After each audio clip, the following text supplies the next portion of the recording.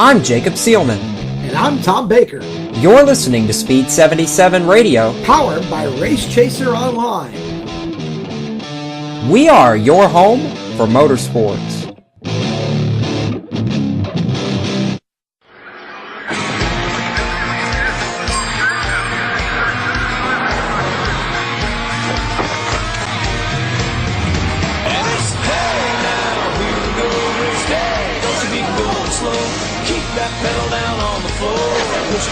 Can't take no more than hair. Since the flag came down, I'll be here to the last lap around. Well, dog, it's time to play. Gonna get a little bit sideways. Since the flag came down, be here to the last lap around. Well, dog, it's time to play. Gonna get a little bit sideways.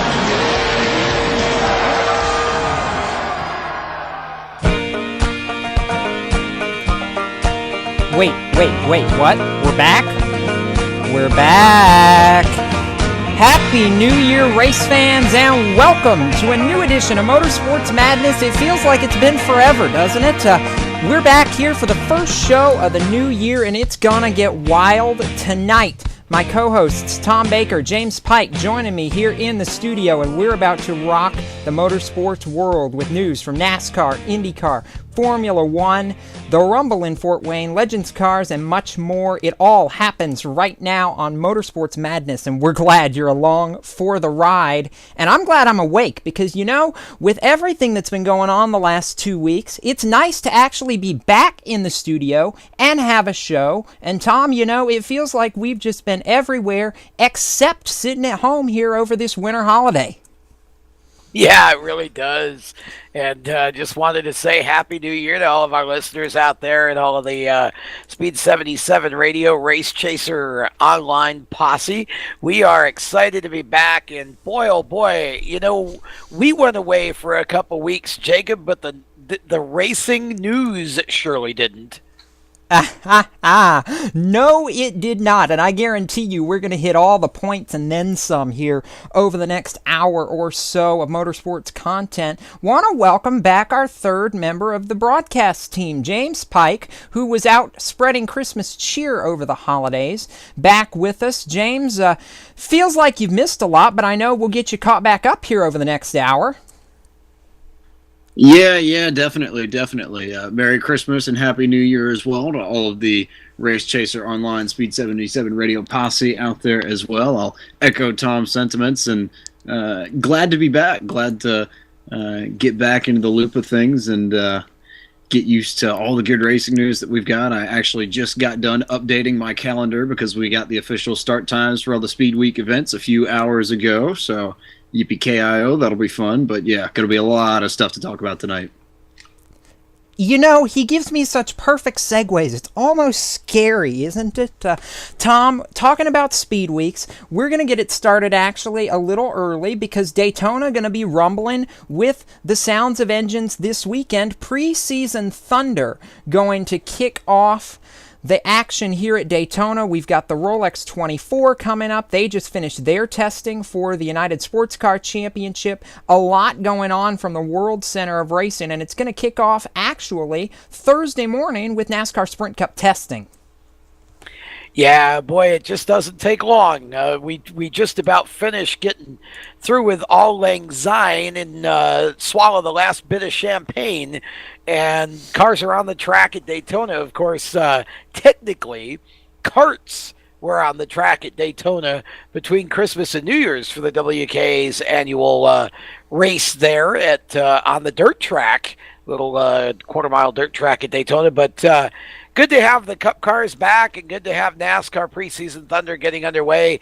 Got to tell you, though, for those of you who may have been asleep for the last couple of months, you're going to have trouble telling the players without a scorecard. There have been so many driver, team, and sponsor changes over the last couple of months since the season ended in November. And interestingly enough, that whole shuffle process continues and continued right up until here. Well, today, actually, Napa is back. Napa is back, and it's a good feeling indeed. Not in the Sprint Cup Series yet, But they will be back for a full season run with none other than Mr. Popularity, or the younger Mr. Popularity. Chase Elliott going to pilot a Junior Motorsports number 9 Chevrolet for the full NASCAR Nationwide Series campaign with Napa Auto Parts as the primary backer. Of course, Napa headquarters in Atlanta, Georgia, not too far from the Elliott's hometown of Dawsonville. A huge announcement for the Hendrick Motorsports family and for Chase Elliott. And that car right there is going to be one to watch, I think, in 2014. And, you know, our colleague Stephen Ovens already alluded to it here tonight in the 77 chat room, but he thinks that Junior Motorsports all of a sudden may become the team to beat with Chase Elliott, Regan Smith, and of course the cast of characters in that 5 car, Casey Kane, Dale Earnhardt Jr., Brad Sweet, and others. Yeah, that's really going to be an exciting team to watch. I mean, Chase is going to have some adjustment with no doubt to the Nationwide Series, so I wouldn't expect necessarily, although of course at Daytona, the racing there is quite different and Chase could do very well there, but I think Chase is going to have his growing pains. He's going to be a future star, but I think he's going to have some adjustment to the Nationwide Series, the caliber of competition. But you're right. There are so many drivers. Regan Smith, I know, is going to have a stronger year than he had last year. And that cast of characters with Casey and Brad and Junior and Kevin Harvick especially, I mean, Junior Motorsports could end up winning a lot of races in the Nationwide Series this year. Yes, they certainly could. Let's shift gears now, Tom, because shuffle back to the waning days of 2013. Let's talk a different style of racing here for a few minutes and actually talk some indoor racing, because I actually got the opportunity to go up north over the holidays. Lucky I didn't get snowed in, and cover the Rumble in Fort Wayne Indoor Midget Championships. That event, one of the premier winter events on the calendar, and it was a blast to go up there and cover. Some of the greatest names come out there for that event and always make it a must-see every winter. Yeah, that's really a cool event, and it was awesome that you had the chance to go up and cover it for us with the Race Chaser Online and Speed77 Radio, and just a lot of racing going on in a short period of time inside that building for sure, and looking forward to even more involvement this coming year, of course. But you just did an outstanding job with the coverage on our site. And how about a young winner, Justin Peck, coming out of seemingly nowhere to pick up the checkered flag and end up taking home the spoils in that event? 15 years old, out of Monrovia, Indiana, Justin Peck, the improbable winner of the finale night feature event at the Rumble in Fort Wayne for the National Midget class. Of course, can't shut out Russ Gamester, who won the opening night feature on Friday night as well, but Justin Peck denied Gamester the sweep, became the youngest winner in Rumble in Fort Wayne history. It was a weekend for the young guns after 13-year-old Austin Niemeyer managed to become the youngest driver to ever start a Rumble A main and actually qualified for both A mains over the course of the weekend. Did not get to start Saturday's A main because of some mechanical issues, but it was a weekend of youth. Cooper Klaus collected one of the 2 pole awards at just 14 years old. He's run at the Rumble the last 3 years, and an unbelievable showing for some of these young guns, and Justin Peck especially, an unbelievable job for that Steve Clay Motorsports team. He really showed some of the veterans like Mike Fedorchak, the Munchkin designer. You've got Russ Gamester, of course, and several others. It really showed them how it was done, Tom. Yeah, there's just so much talent.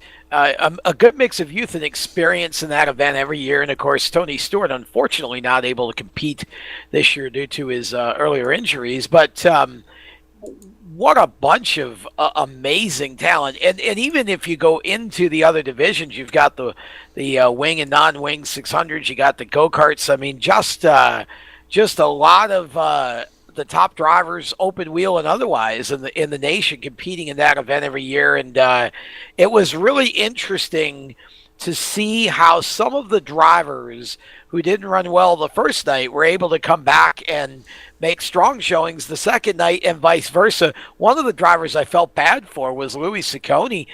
Really had his heart set on running that event, and then ended up racing the first night, but got sick prior to the second night's action. So a tough break for Liquid Lou, who had to sit out the competition on night 2 there. Yeah, it was a tough break, but you want to talk about ranges of emotions, and I talked to Justin Peck here earlier today, talked to him, of course, several times after the Rumble, but we gave him about a week and a half to let some of that emotion settle in, and we heard from him earlier today. So race fans, you want to get to know the youngest winner in Rumble in Fort Wayne history? Sit back and take a listen to this. We've got audio from Justin Peck as he talks about his 2013 Rumble triumph. Jacob Seelman for Speed77 Radio and RaceChaserOnline.com, sitting down for a featured interview here tonight with 2013 Rumble in Fort Wayne champion and just got back from the Tulsa shootout, Justin Peck, 15 years old, trying to make his mark in the Midwest open wheel world. Justin, we talked with you now about a week and a half ago at the Rumble, and I know the emotions were running rampant after you took the checkered flag. You've had a few more days to digest it, but has the win really sunk in yet? No, not really. I've kind of been on cloud 9 for about a week and a half now, and it was an awesome experience. You know, it's a good win for the whole team. Thinking back on it, you had a great battle after you got out front there in the closing laps with Russ Gamester, who was trying to sweep the weekend. Of course, you got back by him with 2 laps to go, but what was the emotion like during that battle, knowing that you had the dominant car on the night and all of a sudden you're sitting back here in second and trying to figure out a way back by to win the race? It was pretty emotional. I screwed up going into turn 1 there and let Russ get around me, and it was, I thought I threw the race away and was I was going to settle for second, but luckily, I kind of got back into my rhythm there and started working my way back up to Russ, and once we started the battle with Russ, his motor started to go, and kind of stinks. We couldn't have raced till the end, but it was a pretty cool win, and, he was real classy about it. He came over after the race and said, good job, and, it was pretty cool. You now garner the title of winner of the Rumble in Fort Wayne, and actually back in 2012, your first appearance at the Rumble would have taken home the unofficial points championship with a 2.5 average finish and a pair of podium finishes there on the weekend. What is it about the Coliseum at Fort Wayne that just suits your driving style? Well, we started out in the quarter midgets, and we ran a lot of indoors on the concrete, Coke syrup, stuff like that. And, it's just a bigger version of the high horsepower ethanol class in that. I ran a lot of it for 5 years or so, and it's just really fun for me. It kind of suits my style of how hard you can drive it while at the same time being smooth.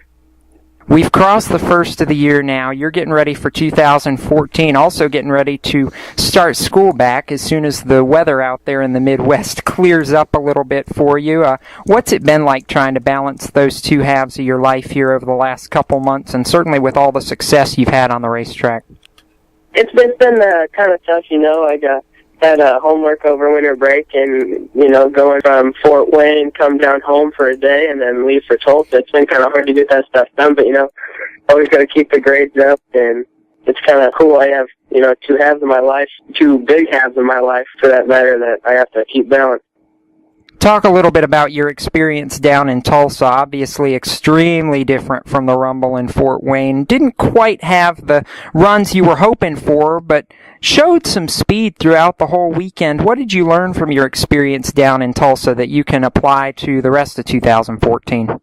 Well, down there in Tulsa we had the motor issues, and we never really did have the motor running right the whole time, but we were in the heat races for the Outlaw Wing class. We had taken the lead after starting 5th, then just the motor started going away, and we ended up finishing 3rd. But, I learned a lot down there that even though we won the Rumble, you're not going to win every race. You're going to have difficulties, and, racing's the most humbling sport, in my opinion, so you always keep a high head and high hopes. And now looking at the rest of 2014, obviously kicked it off there in the Tulsa shootout over New Year's weekend. But what's the rest of 2014 hold for Justin Peck? Yeah, Peck Motorsports is definitely going to run dirt midgets. We're going to run a lot of as many Power Ride races as we can and as many USAC races as we can, you know. Hopefully find a sprint car ride either there or, you know, I'm hoping to drive a sprint car at least once this summer and definitely going to run a lot of midgets. And I know you can't do it alone. You've had so much success over the past couple of months and going forward even, getting ready for some new opportunities. Who makes it happen for Justin Peck? My dad's putting countless hours in the shop. You know, he works out there a lot more than I do, sad to say. My brother's out there helping. Jericho Products, Westside Auto, Indy Race Park, Advanced Racing Suspension, Lucas Oil, Hoosier Tires, GP Racing Fuel, Pit Stop Barbecue and Grill. My friend Rich from Illinois comes over every weekend we're racing just to help. My Papwall, anyone that's ever worked for us or worked on the car or anything like that has helped us get to where we are now.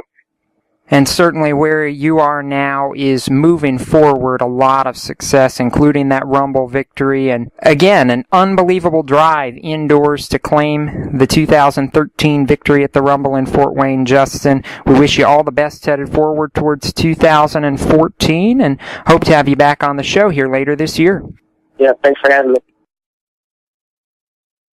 And you want to talk about a driver to keep your eye on going forward, and Justin Peck's certainly going to be one of the outstanding young talents from around the world of motorsports. And with that, we're going to take our first caution flag of the evening, but never fear, we're going to have more information from the open wheel world and the Rumble in Fort Wayne. Later on in the show, we'll have a special featured interview from Tony Stewart. I got a chance to talk with him while I was up in Fort Wayne, Indiana, but for right now, we're going to send it to these commercials, and when we come back, we'll hear from our open wheel correspondent Joel Sebastianelli as we talk IndyCar and F1. You're listening to Speed77 Radio, powered by Race Chaser Online, and we are your home for motorsports.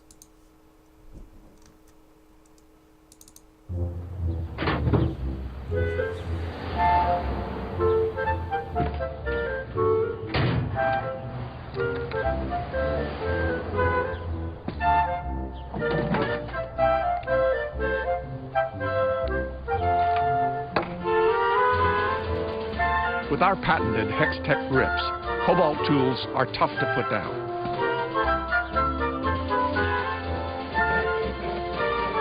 Try it now.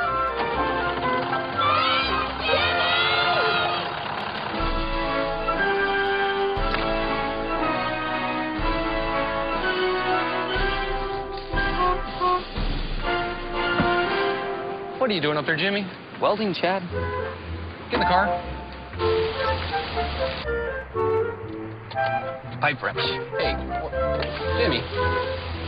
Cobalt tools, tough to put down. Available exclusively at Lowe's. For 17 years, Stock Car Steel has been a leading materials supplier to the racing industry. We're proud they're a motorsports content partner here at Race Chaser Online. The biggest names in NASCAR trust Stock Car Steel for raw materials such as carbon steel, chrome moly, DOM, aluminum, plastics, and much more. You can't build a race car without the basic materials, and Stock Car Steel is the place to get them. Don't forget to also visit Stock Car Steel's sister company, SRI Supplies, for racing and industry. SRI is the place to go for all your shop supply needs. Nuts, bolts, rivets, tapes, adhesives, cutting tools, chemicals, body shop supplies, paint shop supplies, lubricants, and more. A well-stocked race shop is a winning race shop, and the path to winning begins with 3 letters, SRI. For more information, visit stockcarsteel.com or SRI-supplies.com. Check them both out on Facebook or call them toll-free at 1-888-752-7272, 1-888-752-7272. Welcome back to Motorsports Madness here on Speed77 Radio and RaceChaserOnline.com. We're back on live now, and we've got our next segment right here on tap, and to do that, we're going to bring in our own resident wine and cheeser, the one and only Joel Sebastianelli, who is finally back from a snowy trip down in the north end. Joel, originally from Rhode Island, got stuck halfway between Rhode Island and back home in Gainesville. Joel, glad you're back with us. Glad you're back to college safe and sound, and certainly glad to talk some open wheel racing once again here on the Madness. I'm more glad than you are to be back, but definitely really excited and a lot to look forward to in 2014 in open wheel racing. Yeah, there is. But first, obviously, we do want to bring something up that we've not had a chance yet to address here on the show, and that, of course, is the condition of Michael Schumacher. Schumacher involved in a skiing accident over the Christmas and New Year's holiday. Joel, we've all been waiting intently for some information on Michael. I know there's been not a whole lot to go on, but as far as an update, anything you've got on Michael Schumacher, fill in the race fans out there that may be tuning in tonight. Nothing too much right now, and there likely won't be very much more being reported in the near future. Michael Schumacher's wife, Corinna, actually asked that all media members please leave the hospital, definitely creating a very hectic environment, even if none of them can get to Michael. It's putting a lot of stress on the hospital to have to deal with them, for there to be constant calls for press conferences and immediate updates on the most minute details of his treatment. So she's asked that they all leave, and I am sure that, coming from his wife, all media members overseas in Grenoble, France, will certainly obliged by that request. He was involved in a skiing accident on Sunday, December 29th, in the early morning around 11 o'clock or so in the French Alps.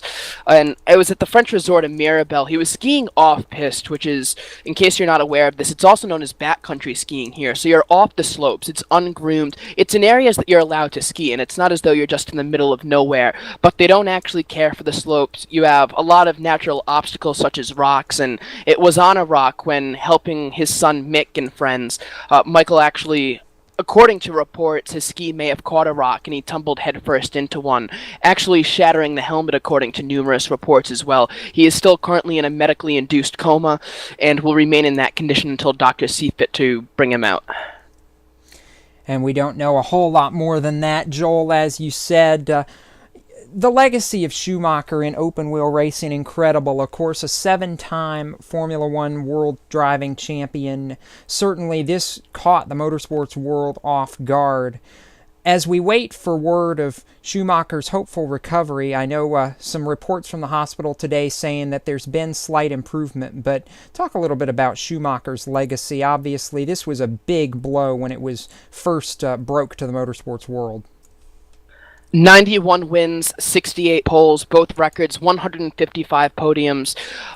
Many would say that Ayrton Senna is the greatest Formula One driver to ever live, and although his career was struck down long before it should have ended, Michael Schumacher's career thrived for several years, from 1991 really all the way to 2006. He had the 3-year stint with Mercedes Grand Prix afterwards, and that didn't go so well, save for his final podium, just one, a third-place finish that he lucked into after a last-place crash involving Lewis Hamilton and Pastor Maldonado in Valencia in 2012.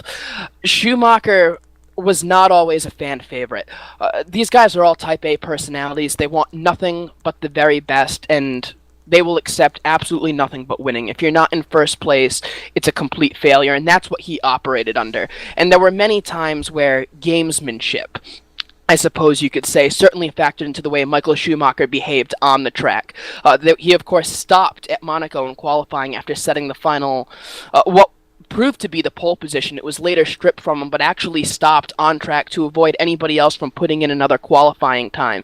He's been involved in situations very reminiscent of Ayrton Senna and Ellen Prost at the final corner of the final race of the season. A little bit of intentional contact, according to some people, with both Damon Hill he's made contact with Gilles Villeneuve at the final race of the season in hopes of securing second place that year.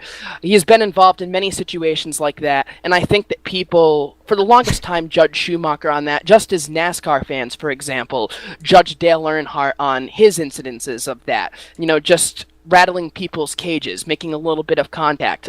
Certainly you can't do it quite like that in Formula One, but for Michael Schumacher, there were many allegations that he wasn't always the greatest sportsman, but he is a great ambassador with UNESCO, has raised so much money.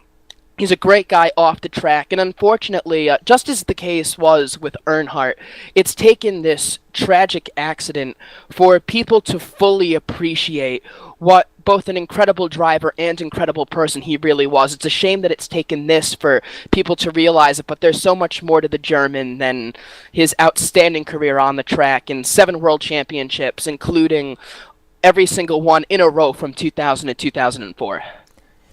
And as we await further word, we obviously wish the entire Schumacher family and the Formula One family all the best wishes as we await, hopefully, good news on the recovery of Michael Schumacher. Joel, we know if any further word breaks, you'll bring it to us. But while we're on the Formula One subject, let's talk a little bit about some news that's broken here over the last couple days.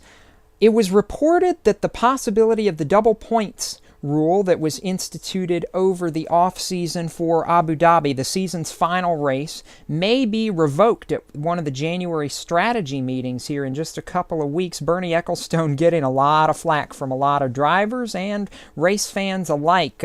I know you were not impressed at all with the double points announcement, and now the possibility that it may not even be here in time for the start of the 2014 season. What are your thoughts? Well, when this points race at Abu Dhabi, the final race of the season, was first announced, my initial reaction involved words that weren't fit to air on this radio program. And my second reaction was, okay, perhaps I need to calm down a little bit, because it's clearly so unpopular that it's not going to stand.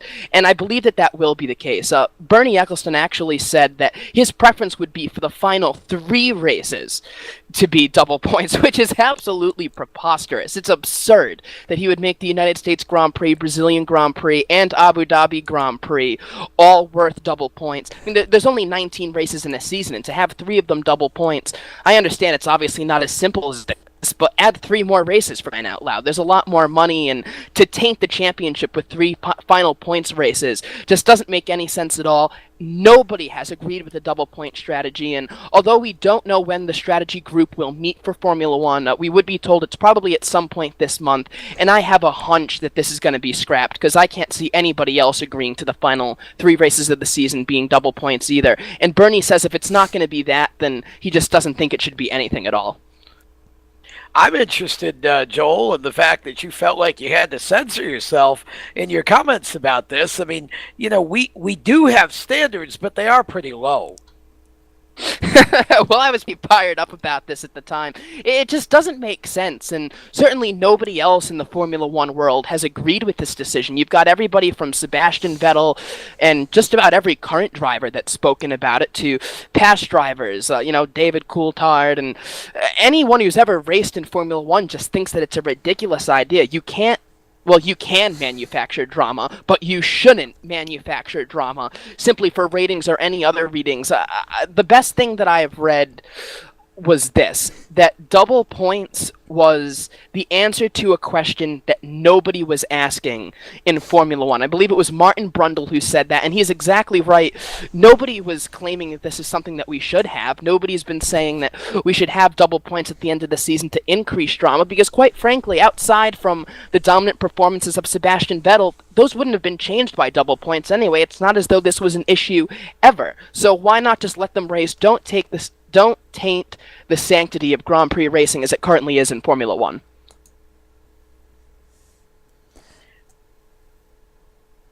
I smell James whispering, and I know there's 2 things here that's going to make James smile. The first is Wonder Twins. What does Bernie think this is? NASCAR, Mr. Pike? No. Yeah, see, in America, we like spectacles, and when you try and manufacture drama in that sort of fashion, which is basically what this is in my eyes, usually it works.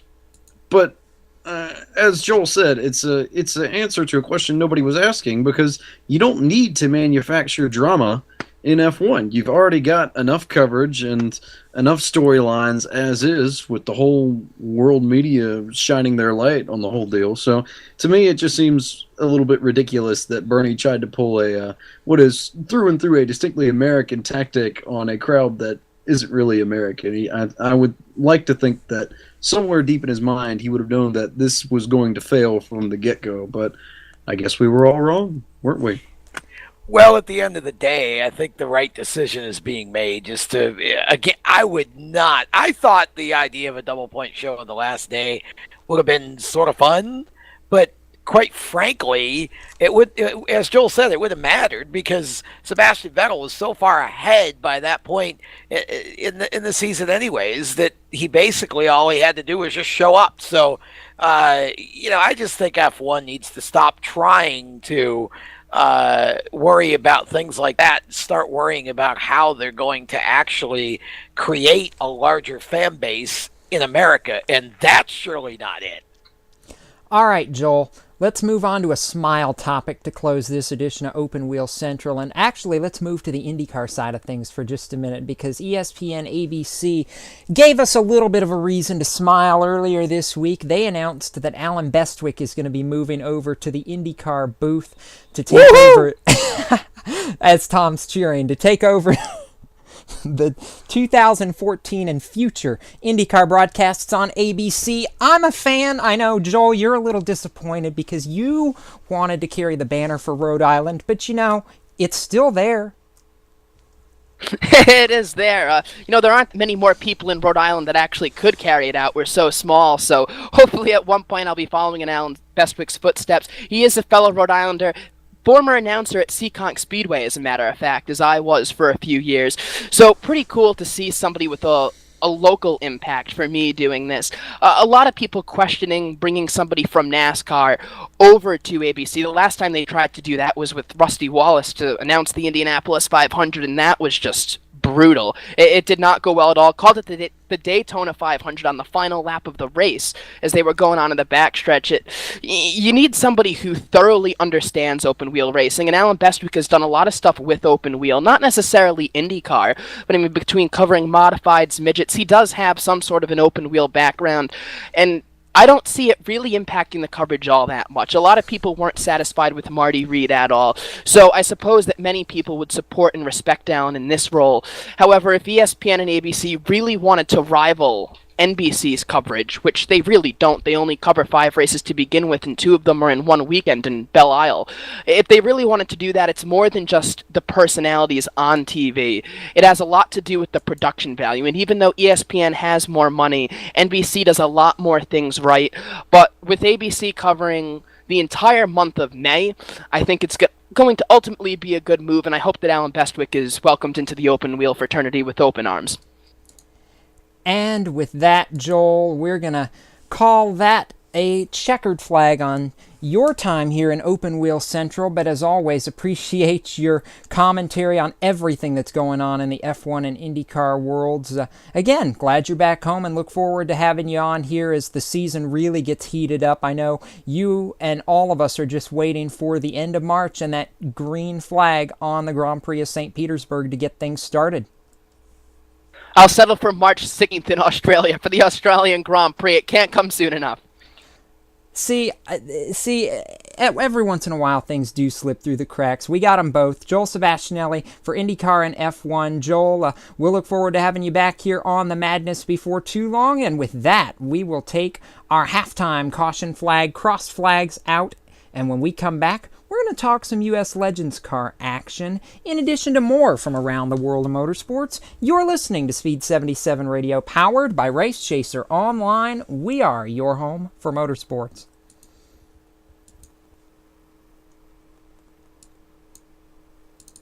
Did you know that most teens who drink alcohol get it from people they know? Usually their friends or family members. But regardless of where they get it, alcohol puts teens at risk for injury, to themselves and to others. You can help make it a safe summer for the teens you know. Don't serve them alcohol. It's unsafe, it's illegal, and it's irresponsible. Find out more at don'tserveteens.gov. That's don'tserveteens.gov.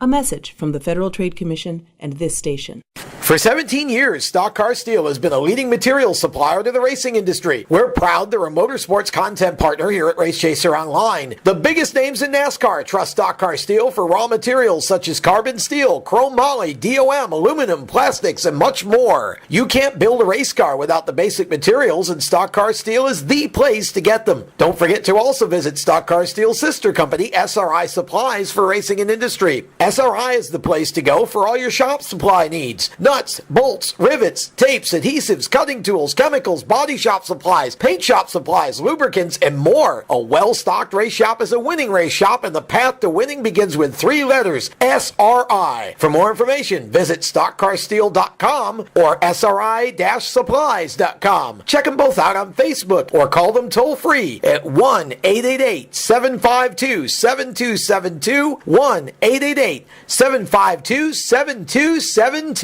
I'm Jacob Seelman. And I'm Tom Baker. You're listening to Speed 77 Radio, Powered by Race Chaser Online. We are your home for motorsports.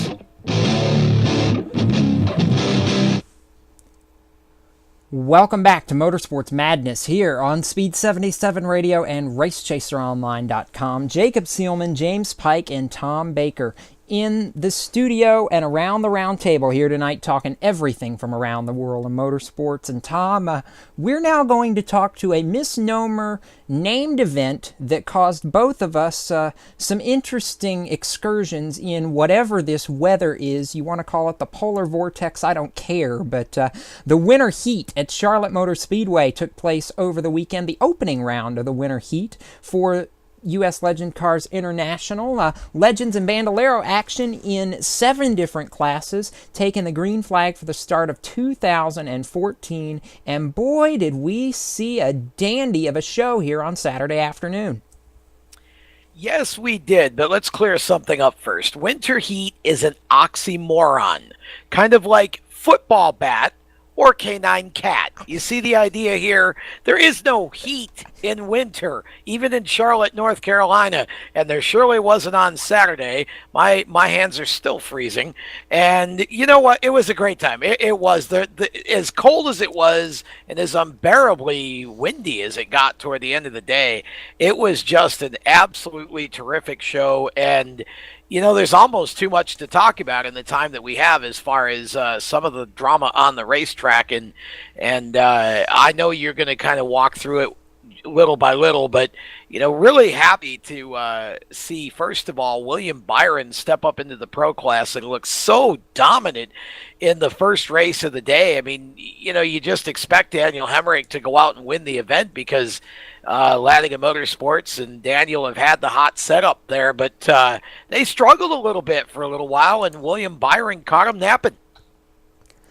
Oh, but only for a little while, as the Latigan Motorsports stable always says. But yes, Will Byron caught Daniel asleep at the switch for race 1, started from pole and never looked back, took the victory in just his second Pro Division start after winning the 2013 championship in the Young Lions division. What we saw, though, in the pro class was pretty much exactly what we expected. We saw 2 guys move up to the pro class that we knew were ready, we knew were capable, and we saw, of course, the dominator, whatever you want to call him, but Daniel Hemrick, William Byron, and Michael Torres going toe-to-toe in that Pro Division class. And Daniel said it himself in our post-race interview with him on Saturday after the second feature. Those 2 are going to make it very, very fun for him here in the coming months, because now it's not a guarantee like it was last year at the shootout that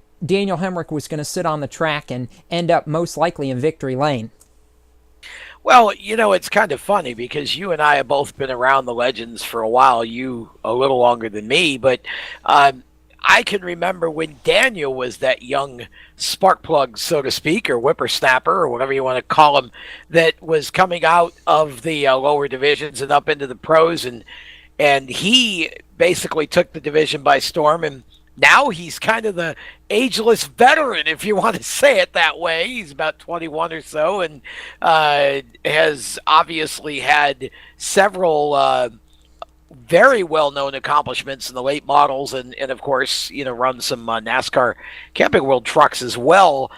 Coming back to Legends and having to deal with drivers like William, and Michael really did a nice job in the first race, I thought, and just a strong run to finish in the podium, and showed he belonged there. I mean, I think, you know, I remember after the shootouts last race at the end of the summer last year, Jacob, Michael was just almost in shock, I think, that, he ended up on top. And he said, I came here just hoping to finish the top 5, let alone run for a championship. So he really has shown to be a driver who's very capable of running in the front and winning. And you're right, that's going to be a very interesting addition, those two kids to that pro class. But there are several others in the class who are going to factor into all of this as well as the season goes on. It's not just those 3. It's going to be a fun time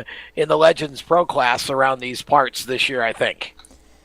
It certainly is, and I'd be remiss if I didn't mention the other podium finisher from the afternoon that moved up to pro this season, and that's Ryan McIntosh. So that's right, yeah. Between just those 4 names, it's going to make the pro class interesting, but Pro wasn't the only division that had some fireworks and had some spectacular finishes. Another division that comes to my mind is the Young Lions division. They only got one of their 2 features in because of time constraints, but the one feature they did get in was absolutely unreal.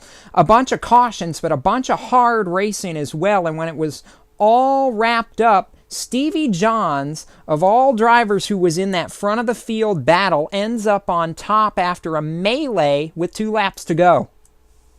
Yeah, that was kind of interesting. I wasn't sure Stevie really belonged in the first spot after that. I thought he was involved in it, but the officials put him up front, and he ended up pulling off the win. Stevie was up in the top 4 or 5 pretty much that entire race, and certainly deserved to factor into it. I had thought he was involved in the wreck. But the driver that really did a nice job, I thought, out of that was A.J. Davis, who I think might have been running in one of his first Legends races. And, AJ, he showed flashes, but, just had nothing for Stevie at the end. I think if AJ will get a little bit more aggressive and once he gets a little more comfortable in the car and finds the edge and feels comfortable staying on the edge with that car, I think he's going to be a contender of that Young Lions division all season long. But that was a fun race and a lot of drama in that event. Of course, Carson Ferguson figured into that, and he kind of got together with Matt Craig, and of course each had their own version of what was going on there. But it was unfortunate for both of them because that would have been one amazing finish if they hadn't been collected in that incident over there. It would have been, and we may see part 2 of that excursion when the Young Lions make up that second feature this coming weekend. For that class, it'll actually be a triple header on Saturday. They'll run 3 feature events over the course of Saturday, January the 11th, this coming Saturday at Charlotte Motor Speedway. I'd be remiss if I didn't mention a couple of first-time winners. You've got Justin Taylor and the Bandolero Outlaws, who moved up to the Outlaws this season after running in the Bandits last season, grabs his first ever win in the class and his first ever start as an Outlaw. You've got Daniel Wilk, who scores back-to-back wins in the Bandits class. You've got semi-pro winners Sheldon Krause and Carl Villardo, both of whom scored their first ever wins at Charlotte Motor Speedway. All in all, an unbelievable weekend of racing, and you can't forget about the over 40 class as well. You had Scott Whitaker and John Craig picking up the wins in the Masters division. Yeah, that's always a fun class. Those guys just have a bunch of fun together, and they're all good buddies, and that really is always an enjoyable class to watch. And I want to really highlight Austin Powell, too, who did just an outstanding job to pick up the win in his second race of the day. That little man is going to be a heck of a racer and really is coming into his own in that car. And I thought he did a great job holding off a couple of very determined drivers behind him. And I just I think you're going to see that number 29 car in victory lane more and more as the season goes on this year. He finished second to Taylor in that first Outlaws race and came back with a vengeance in race 2. He was going for it in race 1, too. Almost got to Taylor's back bumper coming to 2 laps to go, but just got a little loose and couldn't make the move. But I'll tell you what, he had the passion and he was going for it, whether the car came back in one piece or whether it didn't. Yeah, some of the kids in the bando classes now, right from the beginners on up, are just they're a lot of fun to watch because they kind of throw caution to the wind. And Austin's a driver that's he's kind of checkers and wreckers, but yet at the same time he's not out of control. I mean, he's just he's what I would call passive aggressive or cautiously aggressive, and uses his head well, but he's not afraid to take a shot at it. And he definitely showed in the second race that he wasn't going to be denied. So that was, there's some really talented kids in that particular class. And I think that's going to be a class that's going to be fun to watch all year long. It will be, and we will be around here to see all of it. The winter heat continues this coming Saturday, January the 11th, for rounds 3 and 4. They're going to do another doubleheader on the quarter-mile oval at Charlotte. If you're in the area, boy, it's going to be a good show. We're looking forward to it. I know, Tom, we're looking forward to seeing 13 feature events on Saturday, full slates of heat races qualifying. They know how to pack a lot of racing into a short amount of time at Charlotte. Yeah, the good news is it's going to be about 20 degrees above freezing this Saturday afternoon. So, definitely will be a little bit more temporal as we watch the races at Charlotte on Saturday. Hopefully Mother Nature will be kind. Still a chance of some liquid sunshine on Saturday. Hopefully we can kick that out of there before we get to the weekend. But it should be a lot of fun this Saturday at Charlotte Motor Speedway. And also, for those of you listening in the Charlotte area, Millbridge Speedway, which is on Route 150 between right outside Mooresville there. Millbridge, sorry about that. Millbridge is running their winter series as well on Saturday, and I think the action starts about noon to 1 o'clock out there. You can find Millbridge Speedway on Facebook and get all the information on that. So if you want to check out some dirt racing for the Outlaw carts, go to Millbridge. If you want to see racing for the Legends and Bandoleros, go to Charlotte. So a couple of choices. The race action doesn't stop even in the winter here in Charlotte, which is wow, I love it here. It's why we all love it down here in the hub of motorsports. And with that, we're going to throw our final caution flag. We're going to be gone 60 seconds. But when we come back, Tom, we have got a bullet to end our show with tonight. While I was at the Rumble in Fort Wayne, I got the chance to talk with a racing legend, IndyCar champion, 9-time Rumble in Fort Wayne champion, and 3-time NASCAR Sprint Cup Series champion, who will make his return to racing in the 2014 Daytona 500. Tony Stewart will be on Motorsports Madness coming up next. You won't want to miss it. We'll be back right after this. For 17 years, Stock Car Steel has been a leading material supplier to the racing industry. We're proud they're a motorsports content partner here at Race Chaser Online. The biggest names in NASCAR trust Stock Car Steel for raw materials such as carbon steel, chrome moly, DOM, aluminum, plastics, and much more. You can't build a race car without the basic materials, and Stock Car Steel is the place to get them. Don't forget to also visit Stock Car Steel's sister company, SRI Supplies, for racing and industry. SRI is the place to go for all your shop supply needs. Nuts, bolts, rivets, tapes, adhesives, cutting tools, chemicals, body shop supplies, paint shop supplies, lubricants, and more. A well-stocked race shop is a winning race shop, and the path to winning begins with 3 letters, SRI. For more information, visit stockcarsteel.com or SRI-supplies.com. Check them both out on Facebook or call them toll-free at 1-888-752-7272, 1-888-752-7272.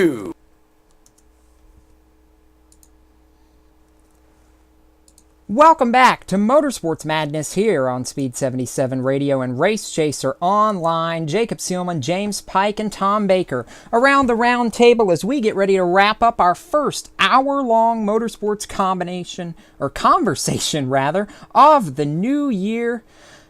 I swear I've not been drinking, guys. I mean, the holidays are over. There's no alcohol around. Well, yeah, but you're still feeling the effects of the eggnog. Oh, you know what? We're not even going to go there. Anyhow, to close our show tonight, we have got a monster of an interview from one of the stars of motorsports, and this was a fun one for me to take on up there at the Rumble in Fort Wayne a couple weeks ago. Tony Stewart comes up there every year, always loves to be a part of that event. It's where he got his start, some of his earliest racing memories from the Rumble and the old Fort Wayne Coliseum. Stewart, a 9-time winner at the Expo Center. That's more than anybody else in Rumble Racing Series history. 10 pole awards at the Rumble in Fort Wayne, 3 NASCAR Sprint Cup championships, and he drives one of the most legendary cars in motorsports when he comes up there. The legendary Munchkin Midgets that were originally fabricated by Mike Fedorchak. Tom, always fun to see Tony up in Indiana. It's home for him. It's always fun to see Tony anywhere, honestly, but I'm sure it is, especially in Indiana, because it is home for him. And the Rumble is a place where not only has he been successful, obviously winning it a bunch of times, I think, 9 times or so, but he just loves that kind of racing. I mean, he's a grassroots racer at heart. He's much like Ken Schrader. He's just a throwback, and he runs NASCAR because that's what he does, but and that's how he pays for the fun he has and all the other stuff. But he's just a lot of fun, and the interview was an excellent interview, and I'm looking forward to hearing it again. And I know James is sitting there a little bit green in the face because anytime we get to talk with Tony Stewart, I know it's a subject that perks the Pikester's ears up just a little bit. All I'm going to say on that is I may or may not be slightly biased.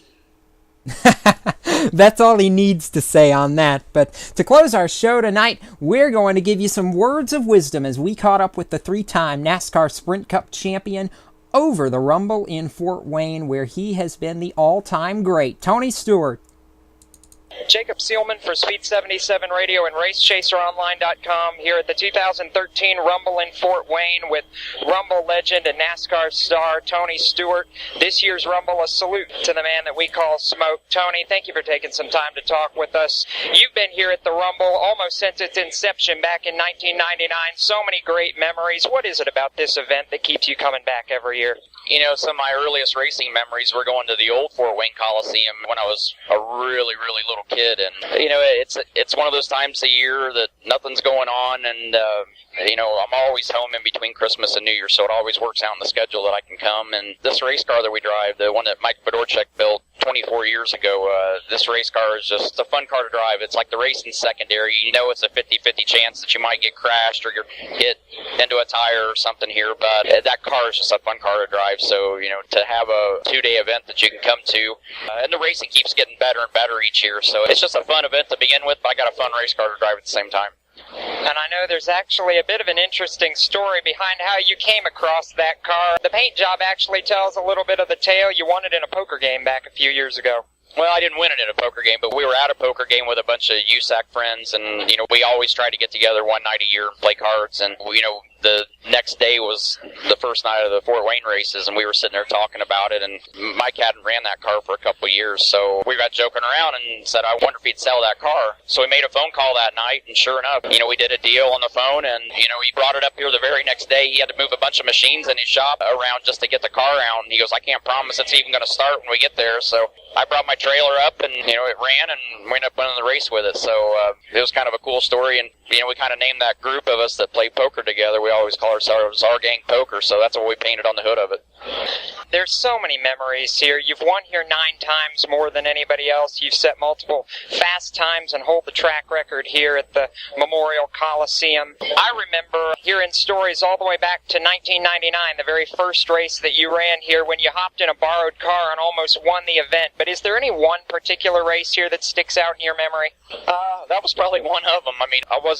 I had actually brought 2 3/4 midgets up here for 2 of my friends to drive, and so I was working on those, and Johnny Heidenreich offered me his car after he missed it in the B main, and they said they'd put me at the tail of the field if I wanted to run, so we started 17th and got the lead on the 33rd lap. And that was when it was a 100-lap main. And, I might have had a couple adult beverages the night before and wasn't really feeling great during the race. And lap 67, I finally got tired and clipped a tire and tipped it over. But it was fun. And Johnny's a great guy. I miss him being here. But that's probably one of the best memories I've got about running here. This weekend, you've got Lou Ciccone and Cap Henry that have shared time in your car. It's always run strong here, but what does it mean to you, even when you're not driving in the car, to have the caliber of drivers that you can have pilot that machine? Well, I've had to sit down a lot this year, but it's not been as bad as everybody thinks, because I've got Donnie Schatz and Steve Kinzer on the Outlaw side. I got Brian Clausen and Bobby East on the USAC side. I got teammates on the Cup side, so I'm used to having people in our cars. But, to have Lou here, and I feel bad for Lou because he's been sick twice now in 3 days, so, he's not making it today. But, Cap hot lapped it for us because Mike wasn't here yet, and Mike Fedorchak's going to drive it, which I think is pretty fitting considering he built the car. So, excited to have him back in this particular race car. This one's a little different than the 97 car he drives for us. So, it's fun. It's fun to see these guys, and, especially Mike. I mean, Mike and I were the one that did the deal to buy this race car, and it's neat to get the reunion and let him drive his own car again. I know you haven't raced this year, but you've been here so much in the past. What makes the Rumble so different from any other race that you would run? Sub 8-second laps, and you got to check your feelings at the door here, because at some point you're going to get run into, and you're going to run into somebody, and you might get moved out of the way, and you may have to move somebody out of the way. But it's just indoor racing. That's the way it's always been, and there's a lot of luck that's involved, being at the right place at the right time, and being able to avoid guys that spin and wreck. And so it's just fun. It's much harder physically than most people realize. They think because it's indoors and it's on a concrete floor that it's not physically demanding, but you try to walk across it and it'll pull your shoes off your feet. It's got that much grip, so your bodies get tired out there. It makes your neck really tired. The fumes in here, it makes it harder and harder to breathe as the main goes on. So you got to be pretty physically fit to run this race. And looking forward to 2014, I know all of us are thrilled to see you back here working on the cars and getting around pretty well. Expanding to a 4-car team on the Cup side, you're bringing in 2 great teammates in Kurt Busch and Kevin Harvick. What's your outlook on 2014? We're excited. I mean, I think we got a strong lineup. We obviously have Danica back too, so I think we got cars and drivers that are capable of going out and winning races. It's just a matter of, doing our job as organization. And, if the test session at Charlotte was any indication, Kevin was pretty fast the whole day, so we're looking forward to it. I think we got a good year coming up. And I know the last question that a lot of the fans in the stands would ask, this race means so much to you. Once you get completely healed up, we'll see you back at Daytona in February, but will you be back here for the Rumble next year? I'm sure we probably will. We'll see how it's going. And like I said, I was kind of looking forward to having Cap in the car, and it's neat to have Mike back in the car. But I've kind of missed being in it myself, too. So it'll be hard to make a decision whether I'm going to drive the car. But, we got a couple good guys. And Lou, we got a couple really good options of people to put in it if we don't want to drive it. And he's always got a smile on his face when he comes up to this event. Tony Stewart, a 9-time Rumble at Fort Wayne champion, a legend all across the motorsports world. Tony, thank you for taking some time to talk with us. Wish you the best of luck in your continued recovery and look forward to seeing you back on the track in 2014. Thank you. I appreciate it. We're looking forward to it. And Tom, I know Tony would be proud of this segue because it's another one of his favorite pastimes. We've seen Smoke drive the sprint car. Of course, that's what he had his accident in back in August, but little Birdie told me that you might have some sprint car news for us to close the program tonight.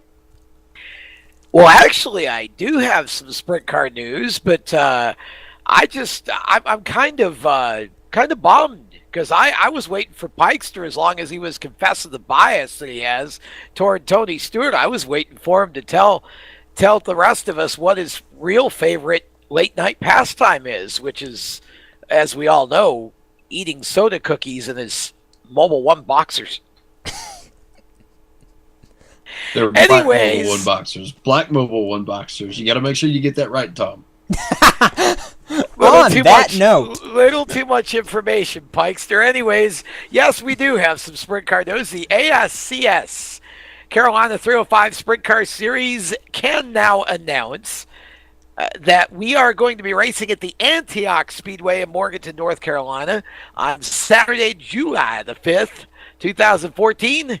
And it is a $1,000 to win show. We're going to have ourselves a throwdown on 4th of July weekend at Antioch Speedway. Will be the headline class there on that Saturday night, and we are really excited about that. Danny Smith and the folks from Antioch are welcoming us with open arms, and we're really pleased to be making our first appearance there. Of course, we'll be making our first appearance everywhere this year. It's the first year for the series, but looking forward to that. $1,000 to win, so a little extra coin on the line, and we're looking at some other little wrinkles to make that a bigger show as well. So we're going to really have some fun with that, and that's going to be July the 5th on a Saturday, so mark your calendars for that. Of course, we are running a couple of times in April in Georgia. I can also announce that the 441 Speedway is going to take the Saturday night companion date to the Friday night show that was previously scheduled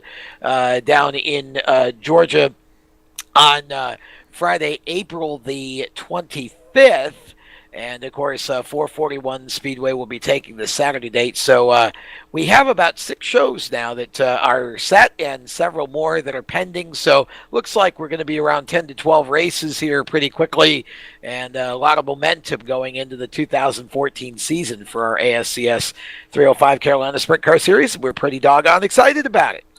You know, the only thing left that Antioch needs to give you is a host of fireworks and somebody on a microphone, hint, hint, that says, "Let's get ready to rumble." Pikester, you up for the job? Oh, sorry. Yeah, I have no problem with taking that job if you want me.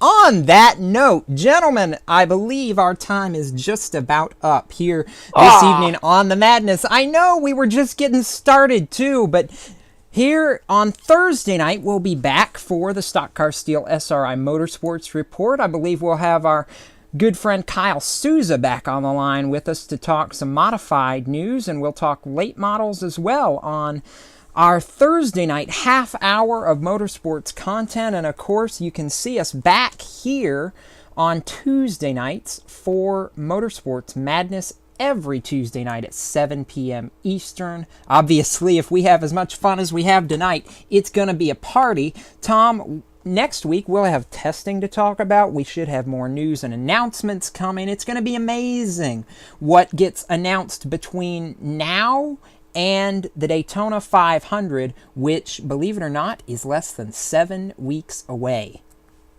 Yeah, and Pikester's either telling us he's really hungry for a bowl of chili, or he's telling us we're going to have information and results of the Chili Bowl, and I think that's probably the point. So the Chili Bowl coming up, there's a lot of things. I mean, you know, people think racing stops at the end of the year and doesn't start again until Daytona. Wrong. There's a lot of short track racing, a lot of indoor racing, just a whole lot of stuff going on, and we are on top of it all here on Race Chaser Online and Speed77 Radio. Yes, we are, and we will have recaps and content, analysis, and more from the Chili Bowl a week from tonight. But until then, for my co-hosts James Pike and Tom Baker, special thanks to our F1 and IndyCar correspondent Joel Sebastianelli, the rest of the voices behind the scenes, DJ Everett, Kyle Souza, Stephen Ovens, and the rest of the cast of characters that makes it happen here on Speed77 and Race Chaser Online. I'm Jacob Seelman, saying keep it off the wall until we meet again, and we'll see you at the racetrack, folks. Until next time, so long!